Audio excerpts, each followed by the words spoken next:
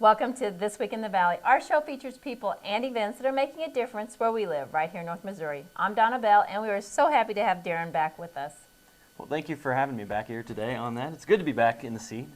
Tom and Becky have always done a great job filling in for me. They have, yes, but it's good to have you here. Thank you. We have a great show this week. Joining us a bit later are Maggie and Nikki with helpful iPhone tips and popular apps. Candace Bell shares a healthy cranberry quinoa salad recipe. And ConAgra presented a check to Macon Senior Center, and CVTV was there. Well, every October, carved pumpkins peer out from porches and doorsteps inscribed with ghoulish faces and illuminated with candles. A sure sign that Halloween season is near.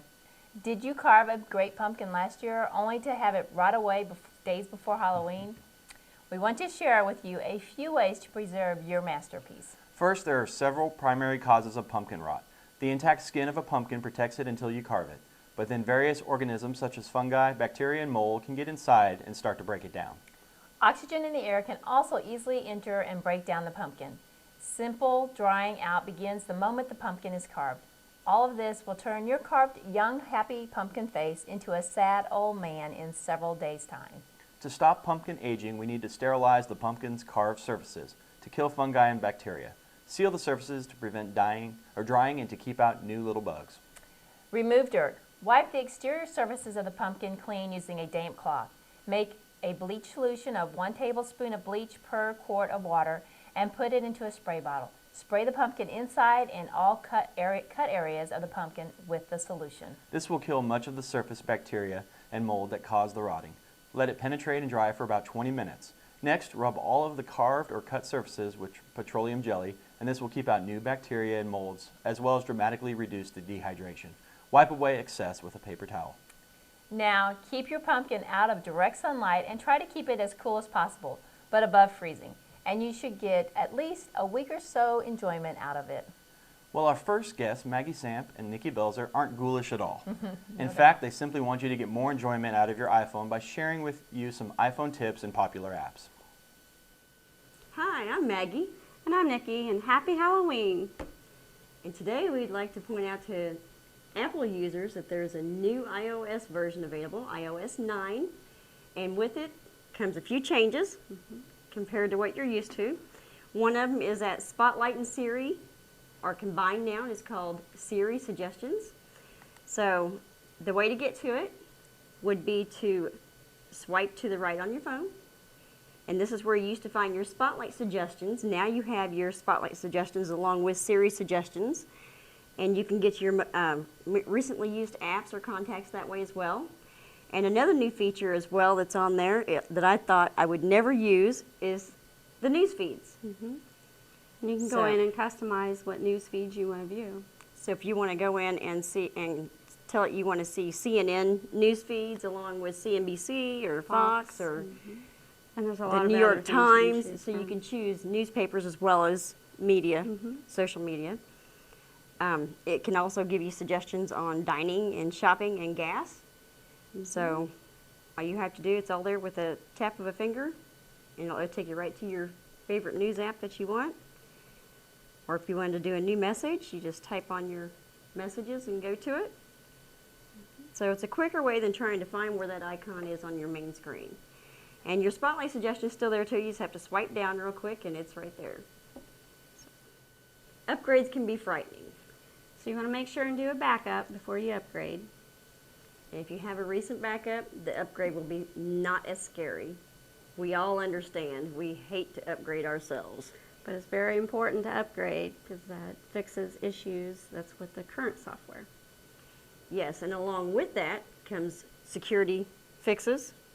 Our ever-changing technology constantly is updating, and Apple likes to keep their product updated as well. It also makes things more user-friendly. Along with it comes more apps than were available before. So the first step in upgrading to the newest version of the software is to see if there's one available. You can manually check or it'll automatically notify you. Just look for your settings button. Your settings icon will have a 1 on there if there's a software update available. To check manually, you just tap your settings, and then you would go to General, and then Software Updates, and it automatically checks. And if there is one available, you'll need to make sure that you're on Wi-Fi to do Yes. your. One advantage to Apple upgrades, it will only update if you're on Wi-Fi. Now that your phone is all fixed up, we're going to go to the App Store and search on Halloween. It's time to have some fun. So we'll go to the App Store and just did a search on Hallow, and it brought up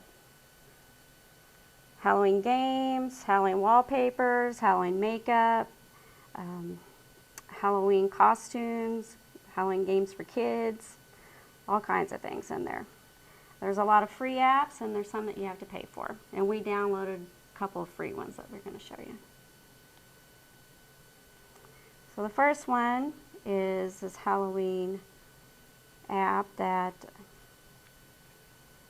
you go in and match. So if you get like 3 in a row, pulls more down, you get more points. And then another one we downloaded was Pumpkin. To decorate your own pumpkin, right on your phone. Let's see if I can choose a little nose. Didn't see a nose, did you? What's that? What's that? There. Oh, there's the nose. Looks like it. Take a picture of it. You take a picture and send it to someone. I think it's isn't that cute. It's pretty cool. You can post it to Facebook and everything. Nice. So have fun this Halloween. If you have any questions on how to download apps or update your phones, please call any one of our retail stores, and a friendly retail consultant would be happy to help you. Happy Halloween. Well, thanks, Nikki and Maggie. Appreciate all that information. Quinoa is a grain grown primarily for its edible seeds. It's known as a food with a high nutritive value, but quinoa remains unfamiliar to many people. Our next guest, certified health education specialist Candace Bell, loves to talk about food, and in particular foods that are delicious as well as healthy for us. She joins us next with a delicious cranberry quinoa salad with candied pecans recipe.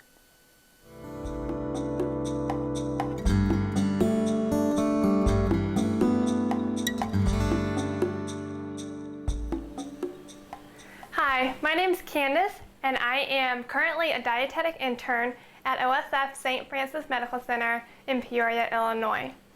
I've always wanted to study nutrition and be a dietitian so that I can advise people on how to lead a nutritious, healthy lifestyle. It's really important to be aware of the foods you're putting into your bodies because you want to keep your body nice and healthy, and eating healthy foods will help you do that. So today I want to talk to you about healthy grains. It's recommended that half of your grains should be whole grains. Why? Because whole grains have the nutrients and fiber that we need.